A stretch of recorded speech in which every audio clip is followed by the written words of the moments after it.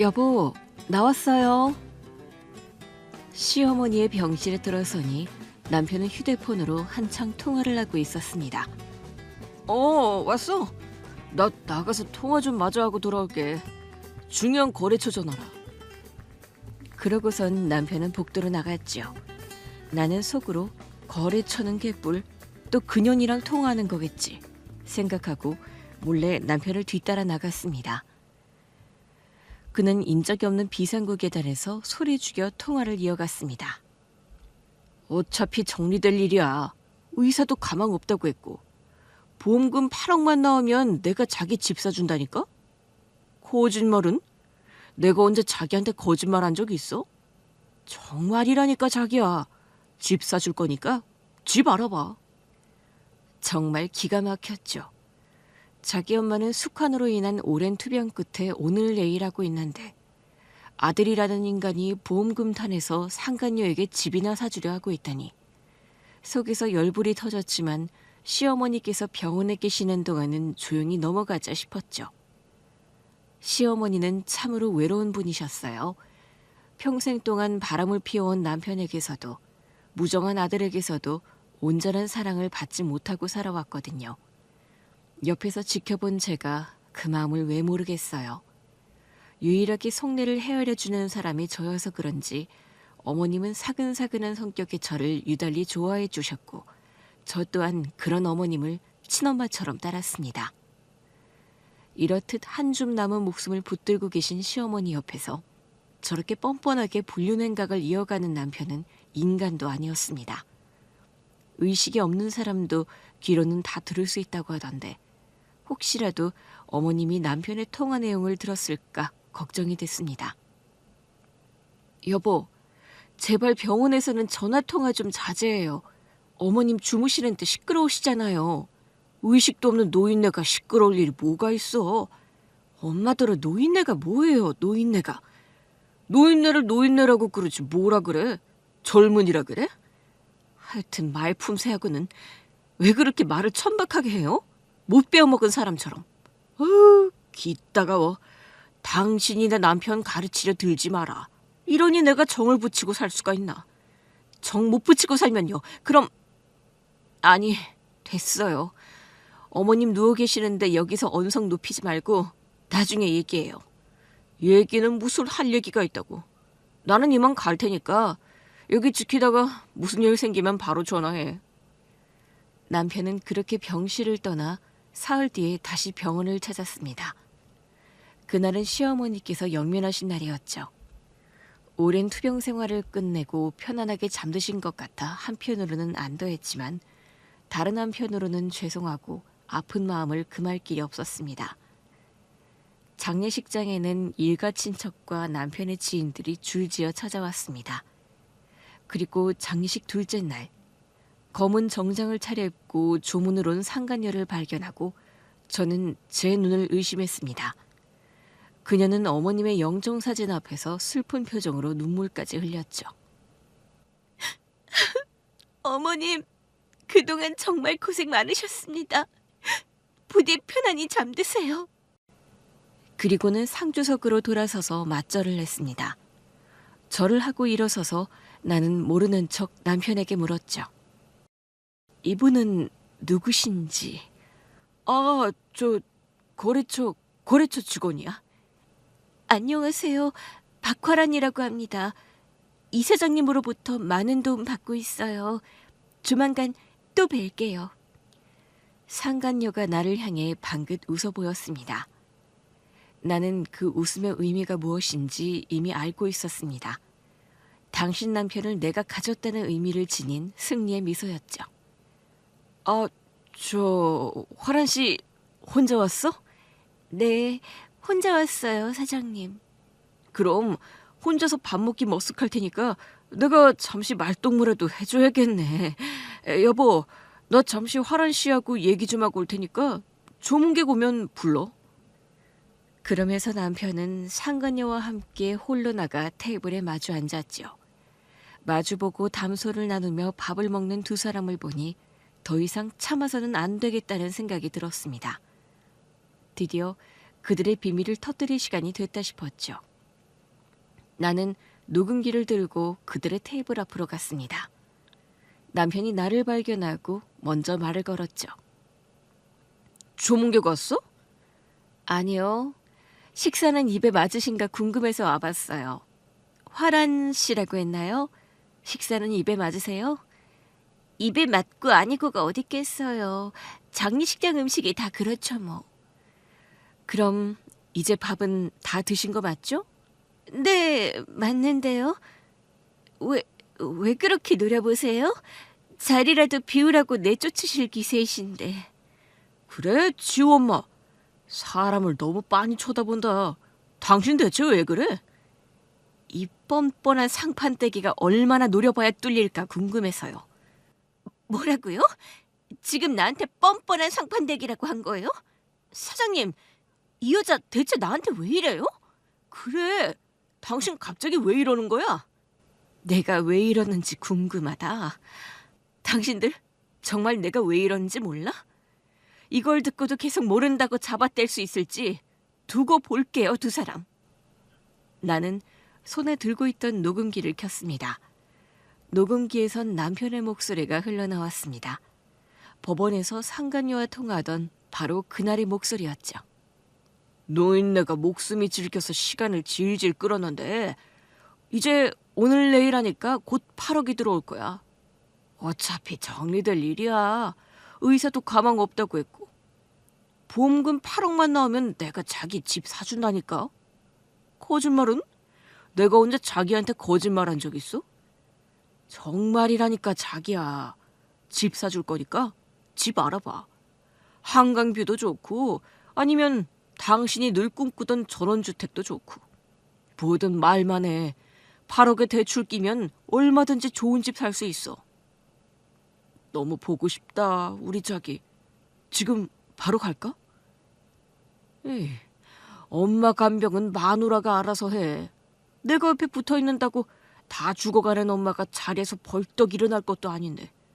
여기에 있어서 뭐해? 괜히 피곤하고 기분만 나쁘지 뭐.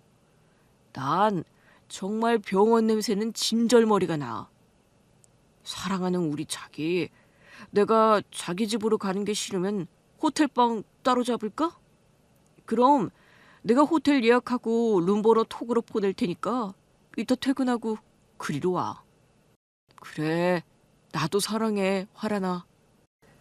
녹음된 남편의 목소리가 빈소에 울려 퍼지자 숙연했던 장례식장 안은 순식간에 정적에 휩싸였습니다. 문상객들은 물론 가까운 친지들까지 모두 경악한 표정으로 우리를 바라보았습니다. 특히 시어머니의 오랜 친구분들과 시이모께서는 기가 막히다는 듯 탄식을 내뱉었죠. 혀를 끌끌 차는 소리도 들렸습니다. 남편의 얼굴은 새하얗게 질렸고 상간녀 박화라는 동요하는 기색을 애써 감췄죠. 이수철, 입이 있으면 뭐라고 변명이라도 해봐. 지난 1년간 여기 마주 앉아있는 인연 박화랑과 바람을 피워왔지? 당신의 더러운 외도 때문에 당신 어머님은 외롭게 투병하실 수밖에 없었어. 하나뿐인 아들인 당신은 박화란 인연과 호텔에서 뒹구느라 어머님의 마지막도 지켜드리지 않았어. 남편은 진땀을 흘리며 말을 더듬었습니다. 아니야, 여보. 이건 오해야. 내가 언제 박화란 씨랑 그런 관계라고. 사회생활을 하다 보면 동성도 만나게 되고 이성도 만나게 되고 그런 거지. 나 박화란 씨하고 아무 관계도 아니야. 내가 뭐라고 대꾸를 하려는데 상간녀가 소리를 빽 질렀습니다. 아무 관계도 아니라고? 오빠, 지금 마누라 앞이라고 당신과 나 사이를 부정하는 거야? 우리 지난 1년간 만나온 거 맞잖아. 오빠가 맨날 그랬잖아. 세상에서 진짜로 사랑하는 건 우리 화란이밖에 없다고. 마누라가 없으면 어머님 병수발을 직접 들어야 하니까 어머님만 돌아가시면 마누라랑 이혼하고 나랑 결혼하겠다고 했잖아. 아니, 그건... 남편이 당황해서 얼버무리자 상간녀는 더 거세게 추궁을 했습니다. 아니, 그건 뭐... 오빠 나 사랑했던 거 아니야? 이 자리에서 나랑 바로 헤어져도 정말 괜찮은 거야, 오빠? 그런 게 아니라... 화란아, 제발 진정하고 자리에 앉아봐. 쪽팔리게 왜 이래? 사람들이 다 우리만 쳐다보잖아. 쪽팔려? 오빠 지금 내가 쪽팔리다고 했어? 난 사람들 시선 따윈 상관없어. 나한테는 오로지 오빠의 사랑만이 중요하다고. 나는 기가 막혀 실소를 터뜨렸습니다. 지랄하고 자빠졌네. 오빠의 사랑? 그 사랑 참 대단하네. 이수철이 어머님의 생사보다 보험금 8억 원을 더 중요하게 생각하도록 만든 그 사랑. 참 패륜적이다. 그치? 내 말에 남편은 얼굴을 붉히며 흥분해서 소리쳤습니다. 패륜이라니? 당신 지금 나를 인간이로 매도하는 거야? 나도 엄마가 돌아가셔서 슬프다고. 세상에 엄마를 잃고서도 슬프지 않은 아들이 어딨어? 오빠 마누라는 대체 왜 이래? 어머님이 아들한테 물려주려고 따박따박 납부한 보험금인데 아들이 어머님 생전에 보험금 확인 좀 했다고 아주 패륜에 죽일 놈으로 모는 거 너무 이상한 거 알아요? 뭐가 이상한데? 마치 자기한테는 한 푼도 안 떨어져서 속상해하는 것 같아 보이잖아요. 아줌마. 상간녀는 내 얼굴에 자기 얼굴을 바싹 갖다 대며 두 눈을 부릅떴습니다. 정말 보통 내기가 아니었죠. 고등학교 일진놀이나 하면 딱 맞을 것 같은 부류의 인간이었습니다.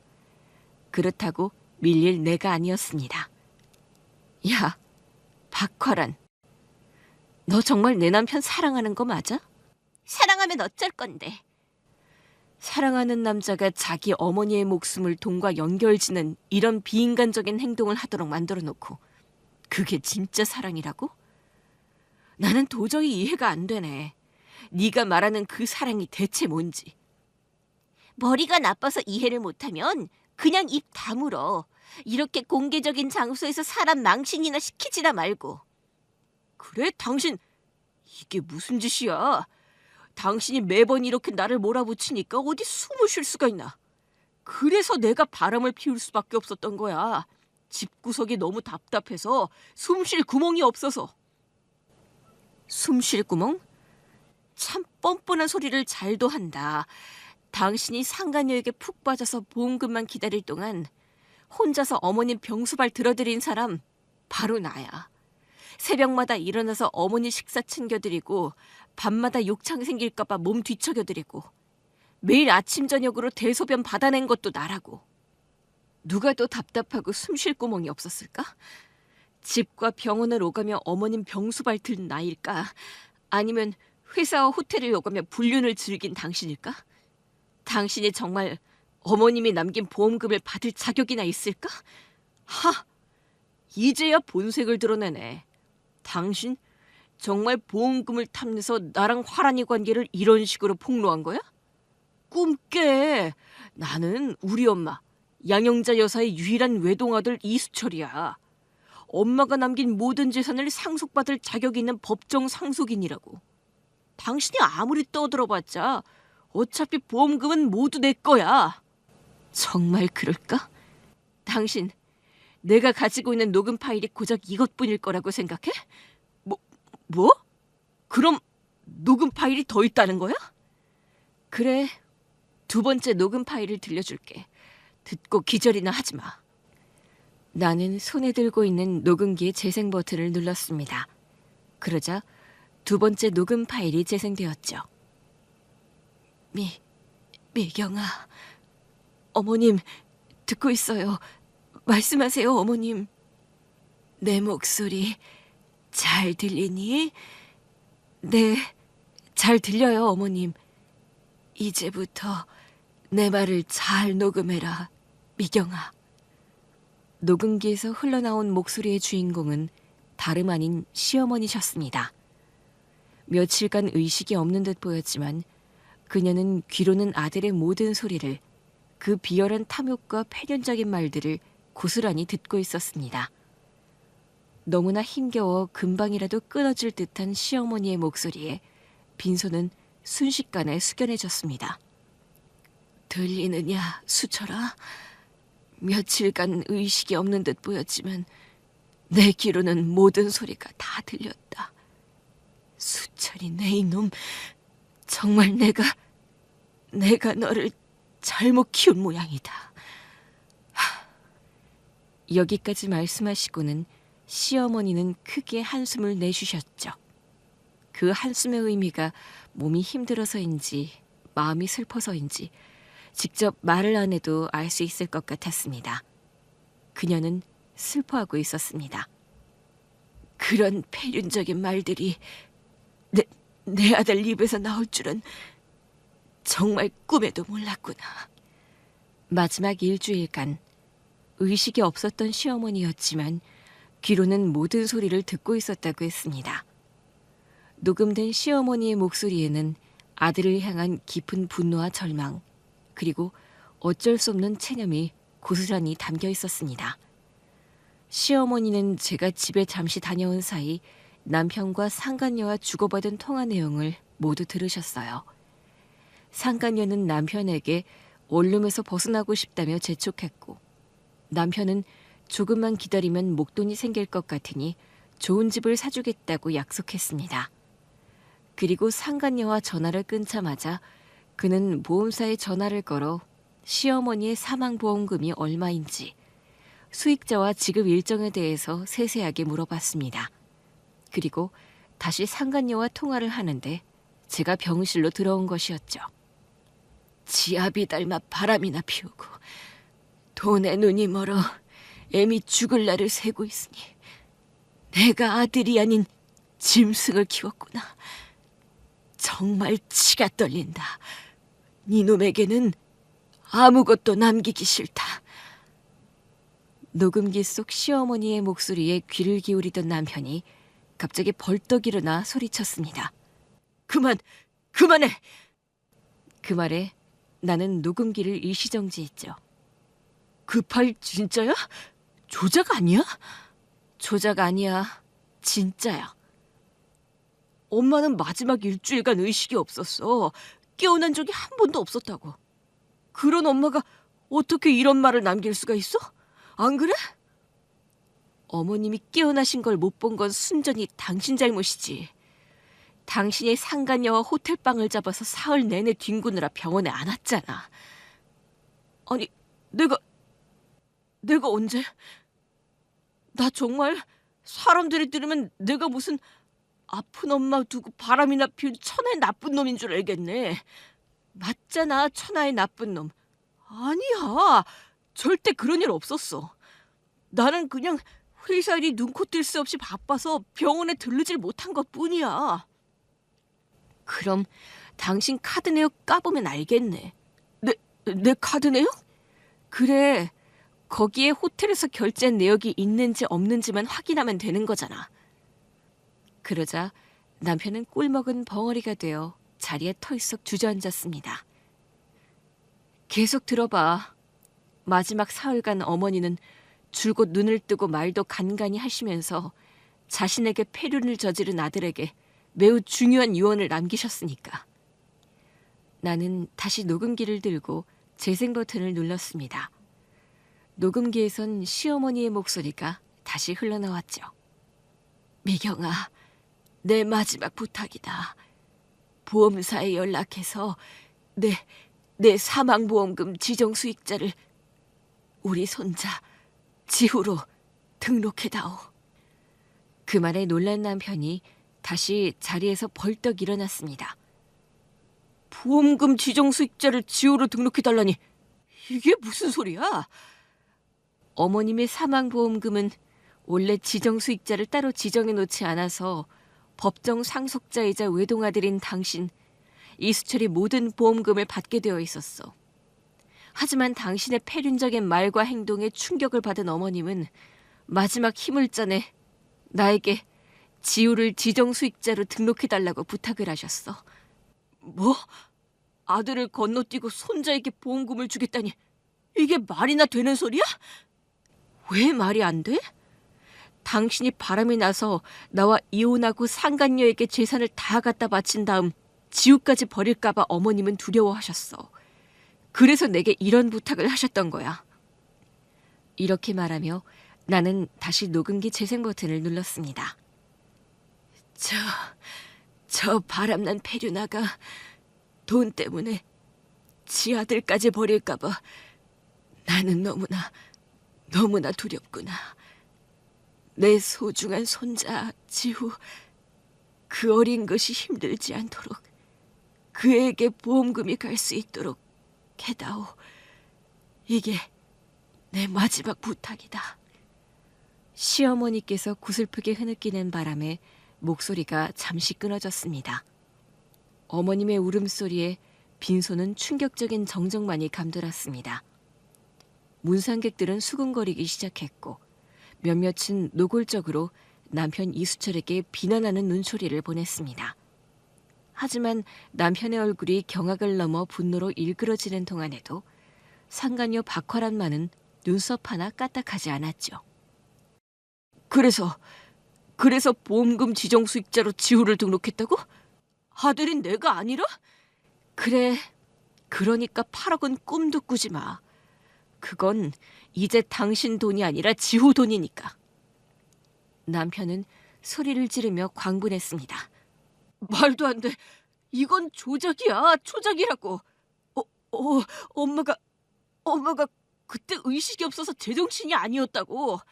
심미경, 네가 엄마를 조종한 거지? 당신이 제정신이 아닌 엄마를 조종해서 보험금을 가로채려고 이런 짓을 꾸민 거야. 이건 무효야. 무효라고. 당신이 그렇게 나올 줄 알았어.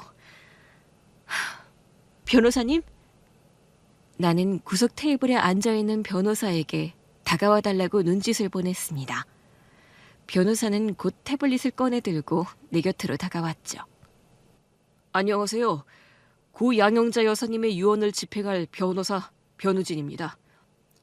양영자 여사님께서는 방금 들으신 녹음 내용대로 자신의 사망보험금 지정 수익자를 아들 이수철 씨가 아닌 유일한 손자 이지우 군으로 등록하기를 원하셨습니다. 그래서 제가 입회한 상태에서 양영자 여사님의 며느리이신 심미경 씨가 지정 수익자 등록 절차를 대리해 주셨습니다. 이 모든 과정은 합법적 절차에 따라 진행되었음을 말씀드리며 그 증거로 이 영상을 보여드리겠습니다. 변호사는 자신의 태블릿을 남편의 앞에 내려놓고는 영상 하나를 재생했습니다. 이 영상은 심미경 씨가 어머님의 요청에 따라 보험사에 연락하여 수익자를 변경하는 과정을 모두 담은 영상입니다. 고 양영자 여사님께서 녹음기의 의사를 밝히신 다음날 아침 9시 저는 병원에 도착해서 이 영상을 찍기 시작했습니다. 영상 속에는 제가 보험사 콜센터로 전화를 거는 장면이 담겨 있었습니다. 저는 스피커폰으로 상담원과 통화를 했고 시어머니는 느릿느릿하지만 또렷한 목소리로 상담원에게 자신의 의사를 전했습니다. 그가 직접 보험금 8억 원의 수익자를 손자 이지우 군으로 지정했죠. 변호사는 옆에 배석하여 시어머니의 의사와 모든 법적 절차를 공증하겠다고 보증했습니다.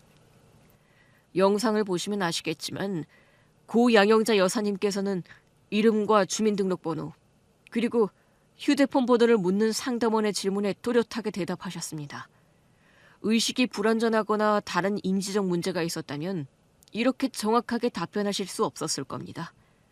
따라서 고 양영자 여사께서는 보험금 지정 수익자를 등록할 당시 매우 명료한 의식 상태였다고 할 수 있겠습니다.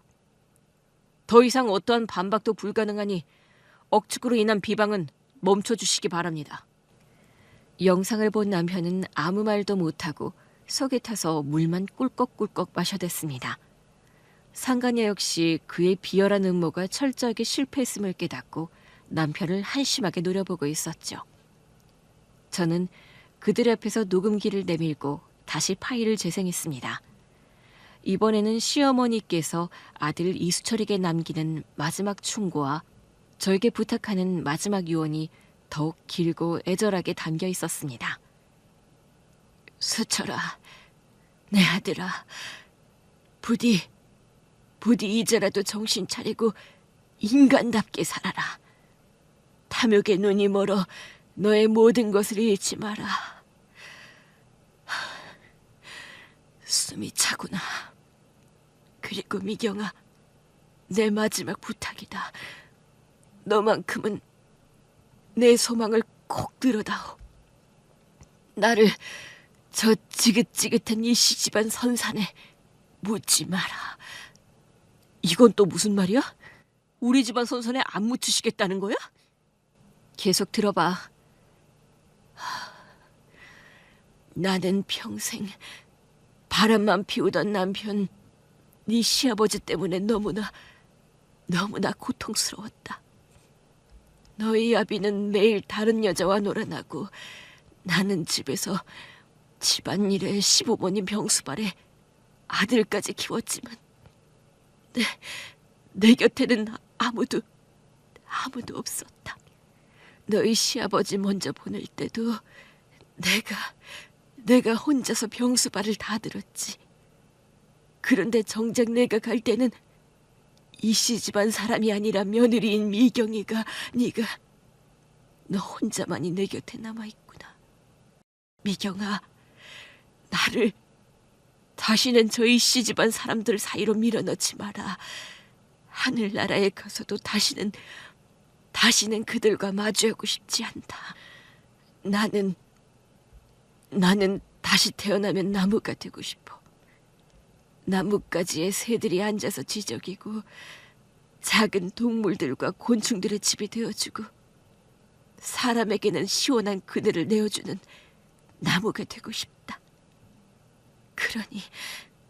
그러니 내 장례는 수목장으로 치러다오. 왜 멀쩡한 선사를 놔두고 수목장을 해달라는 거야? 이거 정말 우리 엄마가 한 유언 맞아? 당신이 우리 집안이랑 우리 엄마 갈라놓으려고 수작 부리는 거 아니야? 생떼 쓰지 마. 이거 변호사님한테 공증받은 진짜 어머님 유언이니까. 그리고선 어머님의 마지막 말에 귀를 기울였습니다. 나중에 우리 손자 지우가 훌륭하게 자라면 꼭 소풍을 와서 내가 만드는 나무 그늘 아래에서 쉬다 가라고 전해주렴. 나의 마지막 간절한 소원이다. 시어머니의 애절한 유언이 끝나자 빈소는 눈물바다가 되었습니다. 모두 숙연한 표정으로 시어머니의 마지막 가는 길을 애도했지만 남편 이수철은 수목장 따위는 아랑곳 없이 오직 보험금에만 눈이 멀어 광분하며 미성년자인 아들 지우를 대신해 자신이 사망보험금을 관리하겠다고 발악했습니다. 수목장이고 뭐고 그딴 건 알아서 해. 이씨 집안 사람들 꼴도 보기 싫다고 선산에 안 묻히겠다는 양반 나도 붙잡을 생각 없으니까. 하지만 그 보험금 말이야. 그건 내가 관리할 수밖에 없는 거잖아. 우리 지우는 아직 미성년자니까 당연히 보호자인 내가 그 돈을 관리해야지. 이수철, 꿈 깨. 당신과 나는 이혼 소송 중이라 둘 중 누가 친권자가 될 건지는 법원의 판결을 기다려야 하니까. 뭐라고? 이혼 소송? 당신 나랑 이혼하려고? 당연하지. 그럼 계속 같이 살 줄 알았니? 그나저나 대체 언제 이혼 소송을 한 거야? 제가 빈소로 오기 전에 소장을 접수하고 왔습니다. 이수철, 그러니까 당신과 나의 이혼 소송은 이미 시작된 거야. 법원에서 친권자를 확정해주기 전까지는 당신은 내 아들 지우가 받을 보험금의 1원 하나 건드릴 수 없어. 그런 줄 알아. 그리고 어머님의 유언에 따라 수목장은 내가 알아서 진행할 거야. 이 부분은 이미 시모님들과도 상의를 마쳤어. 그러니 당신은 상간이 하고 가서 재미나 더 보든지. 시어머니의 마지막 유언은 남편 이수철과 상간녀 박화란을 경악과 절망의 구렁텅이로 몰아넣었습니다. 이수철은 아들 지우에게 상속될 8억 원의 보험금에 대한 탐욕으로 분노했고 박화란은 이수철에게서 목돈을 받아내려던 계획이 틀어지자 초조한 듯 손톱을 물어뜯었습니다. 그래, 까짓 건 맘대로 해. 엄마가 아들이 싫다는데 세상에 있지도 않은 엄마한테 더 매달려서 뭐해? 왜? 보험금이 지우한테 가니까 그나마 남아있던 아들로서의 양심마저 사라졌어? 야, 신미경, 나한테 가타부타 잔소리 좀 하지 마. 우리 이혼하면 이제 남남이야. 그리고 지우는 내가 친권, 양육권 다 가져갈 거니까 헛꿈 꾸지 말고. 과연 당신이 그럴 수 있을까? 당신 어머님 돌아가시면 나랑 이혼하고 저 여자랑 결혼하겠다고 했지? 그 말이 재판에서 어떤 영향을 미칠지 알기나 해? 법정에서 저 여자의 정체를 까발리면 아마 재판부는 모두 내 손을 들어줄걸? 무슨 소리야? 화란이 정체가 뭐가 어때서 그런데? 저 여자가 정말 당신을 사랑해서 당신과 외도를 저지른 줄 알아? 박화라는 당신이 아닌 당신 돈을 사랑한 거야. 내가 지금부터 저 여자의 정체를 알려줄게. 나는 손에 든 녹음기를 다시 한번 틀었습니다. 세 번째 목소리의 주인공은 바로 남편의 상간녀 박화란이었습니다. 오빠, 내가 그러게 말했잖아. 이수철 그 병신 같은 놈. 내가 조금만 꼬시면 홀딱 넘어올 거라고 장담했잖아. 완전 봉 잡았어, 봉. 녹음기 속 목소리를 알아챈 남편의 표정이 살벌하게 변했습니다. 그는 곧장 상간녀를 노려봤죠. 나는 녹음기의 이시정치 버튼을 누르고 남편을 내려다봤습니다. 누구 목소리인지 금방 알아듣겠지. 이건 상간녀 박화란이 동건함 민종국과 술집에서 대화한 내용이야. 동건함? 화란이 너? 나 말고 다른 남자가 있었어? 아니야, 오빠. 나한테는 오빠밖에 없어.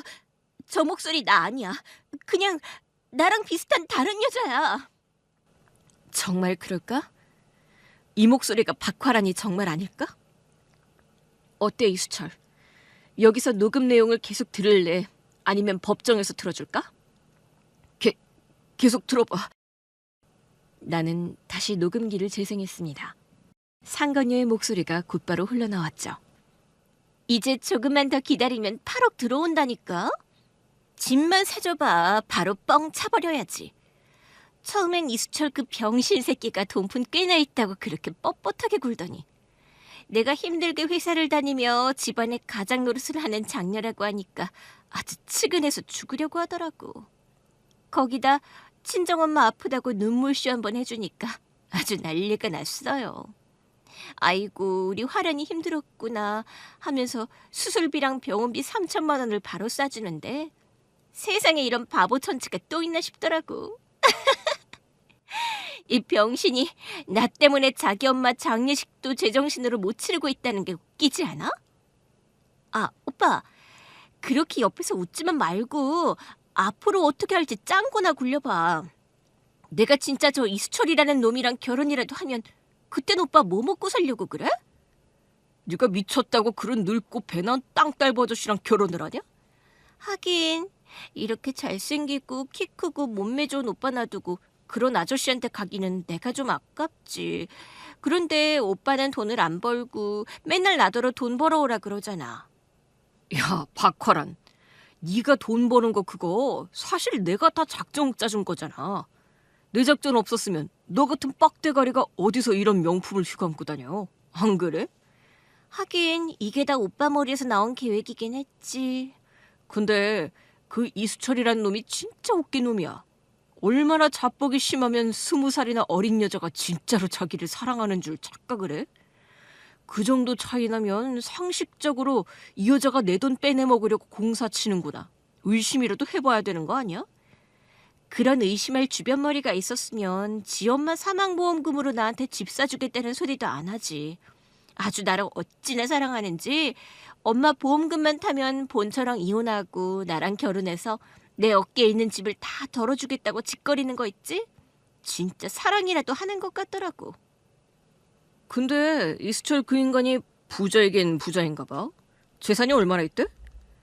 아직 얼마나 있는지 완전히 파악은 안 됐는데 나한테 명품 사다 바치고 매달 용돈 주고 눈물 시험 보내 몇 천씩 떨어지는 거 보면 준재벌쯤은 되지 않을까?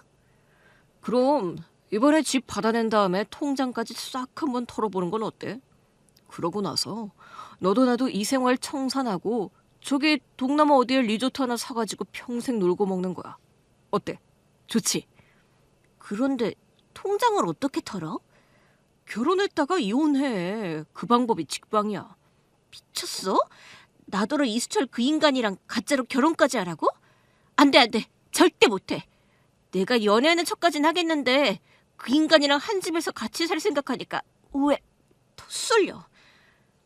그리고 그 아저씨 애도 하나 있단 말이야. 7살인가 8살인가 그렇다던데. 그 애까지 나더러 키우라는 거야? 애는 이혼하면서 옆 현이한테 보내버리라고 하면 되잖아. 네가 눈물쇼 한번 제대로 보여주면 이수철이 네 말이 꿈뻑 넘어가지 않을까? 안 되면 그냥 화란이 네가 이수철 애 하나 놔주겠다고 하든지. 나는 여기에서 녹음기를 껐습니다. 빈소에는 그전보다 더한 충격과 침묵이 흘렀죠. 남편 이수철은 배신감과 모멸감으로 몸을 부르르 떨며 상간녀를 노려보았습니다. 이 악마 같은 년! 이게 다 무슨... 화란아, 다 거짓말이지? 제발 거짓말이라고 해줘. 화란이 네가 정말 나를 속인 거야? 당신이 오빠라고 부르는 남자는 대체 누구야? 어떻게 화란이 너한테 나 말고 다른 오빠가 있을 수가 있어? 그리고 너 장녀라며, 가장이라며. 아빠는 일찍 돌아가시고 암에 걸린 엄마랑 동생들 돌보고 있다면서. 그것도 전부 거짓말이었어? 내 돈 빼내려고 쇼한 거였어? 사장님, 그게 아니라 저 오빠는 그냥 사촌 오빠예요. 나한테 오빠는 당연히 사장님 한 명뿐이고 나 정말 오빠 사랑해요. 어떤 오빠를 사랑한다는 건데? 녹음기 속 저 오빠? 아니, 이수철 오빠. 나 이수철 오빠를 사랑한다고요. 나는 상간녀의 뻔뻔한 변명에 어이없다는 듯 헛웃음을 흘렸습니다. 박화란 씨, 당신 가족 없잖아. 돌아가신 아빠, 친정엄마, 동생들, 방금 말한 사촌 오빠까지 모두 거짓말이잖아. 당신은 조선가정에서 자랐고 할머니가 돌아가신 고등학생 때부터 줄곧 저 동거남과 함께 살아왔어. 나의 말에 빈소에 모인 문상객들 사이에서 수근거리는 소리가 터져나왔습니다. 남편은 분에 못 이겨 상간녀 박화라는 멱살을 쥐었죠. 이 악마 같은 년! 당신이 어떻게 나에게... 내가 바보처럼 당신에게 속아서 내가 당신에게 퍼부은 돈이 얼만데 박화란 인연이 정말 내 인생을 가지고 장난을 친 거야? 당신 때문에 내 엄마의 사망보험금까지 빼앗기고 말았어. 내가 당신 같은 쓰레기한테 속아서 바로 그걸 날리게 됐다고. 남편의 분노에도 불구하고 상간녀는 이제 더 이상 숨길 것이 없다는 듯 적반하장식으로 나왔습니다. 내가 언제 아저씨 돈 훔쳐갔어요? 뭐? 아저씨? 그럼 아저씨지. 네가 무슨 이팔 청춘인 줄 알았니? 당신이 나한테 준 돈 그거 다 당신이 좋아서 준 거 아니야. 그리고 내가 동거하는 남자가 있는 게 뭐가 어때서? 너도 바람인 주제. 이 아저씨가 어디서 사람을 걸레 취급해? 쌍방간에 바람을 피운 거면 피차 일반인 거지.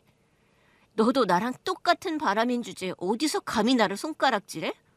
너나 잘해 이 아저씨야. 20살 어린 여자가 꼬리친다고 홀랑 넘어가서 오늘 내일 하는 엄마한테 폐륜이나 저지르지 말고 나이 처먹었으면 나이값 하면서 똑바로 살라고. 상간녀의 반격에 남편은 어리 빠진 사람처럼 멍하니 앉아만 있었습니다. 꽤나 충격을 받은 듯했죠. 그 사이를 틈타 상간녀는 명품백을 들고 자리에서 일어났습니다. 나는 빈소 밖으로 나가려는 그녀의 앞을 막아섰습니다. 박화란, 당신 전문 꽃뱀이지? 뭐래? 이 아줌마가 누구 다루 꽃뱀이래? 당신이 이수철에게 접근한 것과 같은 수법으로 이미 여러 명의 남자들에게 동시에 돈을 뜯어내고 있었다는 사실을 알아냈어. 수법이라고? 이젠 누굴 범죄자 취급을 하고. 무슨 수법을 말하는 건데? 접촉사고를 빌미로 남자들에게 접근하는 수법 말이야. 인적 없는 이면도로에서 남자의 차를 들이받고 차 수리는 보험 처리로 한다며 남자의 경계심을 허문 뒤 미안하다며 밥을 사겠다고 만남을 청하는 수법을 썼잖아. 이수철에게도 다른 남자들에게도. 20대의 젊고 예쁜 여자가 밥을 사주겠다고 하자 남자들은 당신에게 홀딱 넘어갔고 당신은 그 남자들에게 어릴 때 돌아가신 아빠를 닮았다면서 함께 있으면 마음이 편하고 따뜻하니 어쩌고 하면서 작업을 걸었지. 그건 아니야. 아니라고. 상간녀는 이제야 겁을 좀 먹은 것 같았습니다. 아니긴, 파보면 다 나와. 변호사님, 우리가 조사한 걸 알려주시겠어요? 네, 박화란 씨. 우리 로펌에서 전문 조사관에게 의뢰해서 조사한 바에 따르면 당신이 동일한 수법으로 자동차 보험 처리한 사건이 이수철 씨 외에도 3건 더 있었습니다. 그리고 동건한 민종국의 명의된 자동차 보험에서도 유사한 사례를 4건 더 찾을 수 있었고요. 그중 한 명에게는 동건한 민종국의 정체를 들켰지만 당신은 그 동거남을 골칫덩어리 친오빠라고 속여서 넘어갔습니다. 이수철 씨는 심지어 당신에게 동거남이 있다는 사실조차 모른 채로 당신의 꿰에 완전히 빠져버린 겁니다. 변호사는 관련 증거 서류들과 박화란과 동거남의 명의로 된 자동차 보험 처리내역, 그리고 다른 피해 남성들의 증언이 담긴 자료들을 테이블에 내려놓았습니다. 이게 우리가 수집한 증거들이에요. 이걸 법정에 제출하면 더 이상 어떤 변명도 통하지 않을 겁니다. 남편은 분을 참지 못하고 상간녀 박하람에게 달려들었습니다. 한때 칠 것만 같아서 남편의 회사 사람들이 그를 양쪽에서 잡고 말렸죠. 이 악마 같은 년, 네가 어떻게 나에게 내가 버부은 돈이 얼만데 감히 나를 기만하고 능멸한 죄 내가 반드시 갚아줄 거야. 뭘 갚아? 그거 다 당신이 좋다고 준 돈이잖아. 내가 칼이라도 들이대고 뺏었어? 이거 완전 미친놈 아니야. 내가 들려준 3개의 녹음은 그들의 인생을 절벽으로 떨어뜨렸습니다. 남편 이수철은 박화란에게 배신당했다는 충격과 모멸감에 절규했고 박화란은 자신의 모든 치부가 드러나자 발악하듯 맞섰습니다. 빈소는 아수라장이 되었고 문상객들은 혀를 차며 이들의 추악한 싸움을 지켜보았습니다. 변호사는 묵묵히 이 모든 상황을 기록하며 남편과 상간녀가 스스로 무덤을 파고 들어가는 걸 지켜보았습니다. 다음 날 새벽부터 발인을 해서 어머님의 수목장을 끝낸 저는 변호사와 함께 남편 이수철에게 위자료 청구 소송을 제기했습니다. 상간녀 박화란에게도 저의 가정을 파탄낸 것에 대한 위자료 소송을 제기했죠. 어머님 빈소에서 벌어졌던 추악한 진실 공방이 이제 냉혹한 법의 심판대에 오르게 된 것입니다. 첫 번째 법정은 상간녀 박화란과의 위자료 소송이었습니다.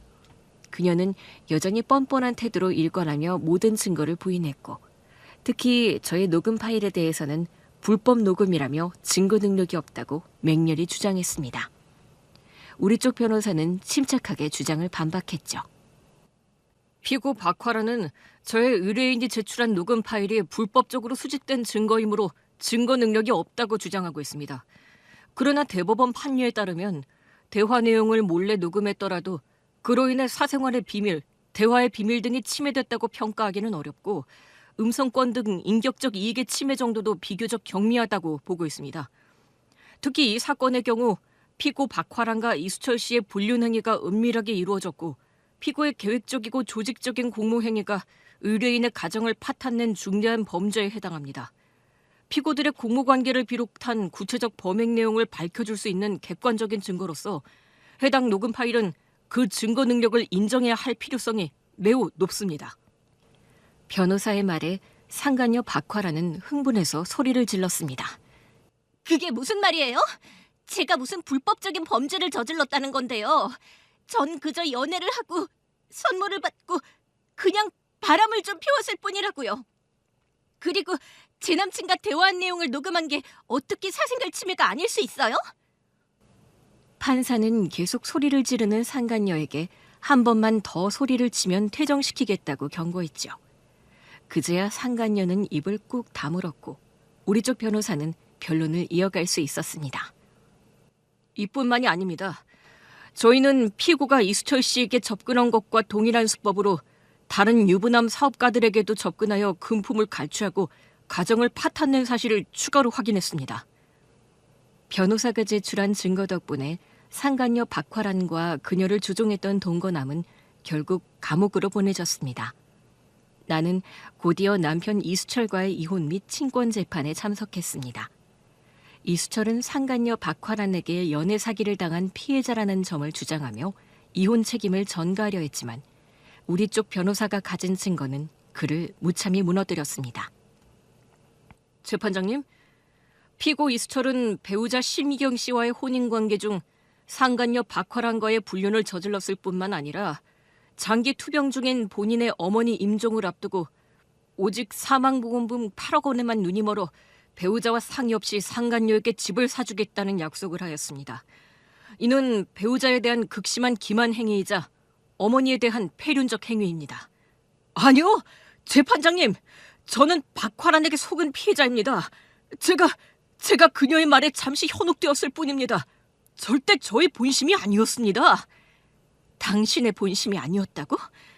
당신은 병실 밖에서 상간녀에게 집을 사주겠다고 약속하는 통화를 했고 어머니의 생사보다 사망보험금이 얼마인지 언제 지급되는지가 더 중요했어.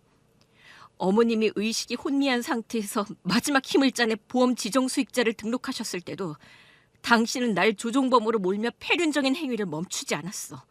어머님이 유언마저 무시하고 보험금에만 집착했다고. 판사는 남편과 내게 조용히 하라고 경고했죠.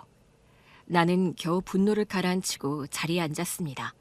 그러자 우리 쪽 변호사가 판사에게 영상을 증거로 제출했습니다. 재판장님, 고 양영자 여사님께서 의식에 또렷한 상태에서 자신의 아들 이수철 씨가 아닌 유일한 손주 이지우 군으로 보험 지정 수익자를 등록하는 과정을 담은 영상입니다. 이 영상에는 피고 이수철 씨가 친어머니의 임종을 앞두고 벌인 폐륜적 행위가 어머니에게 얼마나 큰 상처를 주었는지, 그리고 피고가 이지우의 친권자로서 과연 적절한 인물인지 판단할 수 있는 중요한 단서가 담겨 있습니다. 법정은 제가 어머님의 유언에 따라 보험사와 통화하며 수익자를 변경하는 영상과 함께 어머님께서 직접 이수철에게 남기신 마지막 유언이 담긴 녹음 파일을 재생으로 수견해줬습니다. 어머님의 애절한 목소리가 법정 안에 울려 퍼지자 이수철은 고개를 떨구고 몸을 부르르 떨었습니다. 그의 얼굴에는 뒤늦은 후회와 수치심이 역력했습니다. 재판장님, 피고 이수철은 장기 투병 중인 어머니를 돌보지 않았을 뿐만 아니라 어머니의 사망보험금을 불륜 상대에게 사용하려 했으며 어머니의 마지막 유언조차 무시하려 했습니다. 이러한 피고의 도덕적 해이와 폐륜적 행위는 미성년자인 아들 이지우의 양육에 심대한 악영향을 미칠 것이 자명합니다. 과연 이런 인물이 친권자로서 자녀를 양육할 자격이 있다고 볼 수 있겠습니까? 그제야 남편은 내게 잘못을 빌었습니다. 이미 너무 늦어버린 때였죠. 지우 엄마, 내가 잘못했어. 내가 미안해. 제발 지우만큼은 나에게서 빼앗지 말아줘. 내가 정말 좋은 아빠가 될게. 내가 평생 속죄하면서 살게. 그러니 지우를 제발 내게서 빼앗지 마. 당신에겐 그럴 자격이 없어. 당신은 이미 어머니의 마지막 유언을 무시하고 지우를 돈벌이 수단으로만 생각했잖아. 나는 내 아들 지우를 당신처럼 폐륜을 저지른 사람에게 절대 넘겨줄 수 없어. 남편과 나의 최후 진술까지 들은 판사는 제출된 증거를 모두 검토한 후 판결을 내렸습니다. 피고 이수철과 원고 신미경은 이혼한다. 피고 이수철은 혼인 파탄에 주된 책임이 있으며 원고에게 지급할 재산 분할 비율은 50%로 하고 추가로 위자료 일체를 지급하라. 또한 미성년자 이지우 군의 양육권 및 친권은 원고 심미경에게 있음을 선고한다. 피고 이수철은 친모의 임종을 앞두고 불륜 관계를 이어가며 사망보험금에만 집착하고 어머니의 마지막 유언을 거부하는 등 비도덕적이고 폐륜적인 행위를 지속한 점, 그리고 아들 이지우 군의 정서적 안정에 악영향을 미칠 수 있다는 점 등을 고려하여 친권자로서 부적절하다고 판단한다. 법원의 판결은 냉정하고 명확했습니다. 남편 이수철은 결국 모든 것을 잃었습니다. 저의 이혼은 물론 재산 분할과 막대한 위자료, 그리고 가장 소중했던 아들 지우의 친권과 양육권마저 빼앗겼습니다. 그동안 그가 쌓아 올렸던 사회적 명성까지 추락하여 비참한 최후를 맞이했죠. 그는 나에게 잘못했다며 매달렸지만 나는 결코 남편을 용서하지 않았습니다. 이미 내 마음속에서는 그에 대한 어떤 감정도 남아있지 않았기 때문입니다. 그를 향한 유일한 감정이 있었다면 그것은 경멸이었습니다. 남편 이수철에게서 받은 위자료와 재산 분할 금액으로 저는 아늑하고 맛있는 음식을 만드는 식당을 개업했습니다. 어머님께 배웠던 손맛을 살려 정성 가득한 음식을 만들자 식당은 날마다 손님들로 문전성시를 이루었습니다. 아들 지우는 밝고 건강하게 자랐고 저는 아들과 함께 화려한 싱글맘으로서 당당하게 새 인생을 시작했습니다. 시어머니께서 남기신 사망보험금 8억 원은 어머님께서 손자에게 주는 마지막 선물이었기에 저는 단 한 푼도 손대지 않고 아들 지후를 위해 고이 간직하고 있습니다.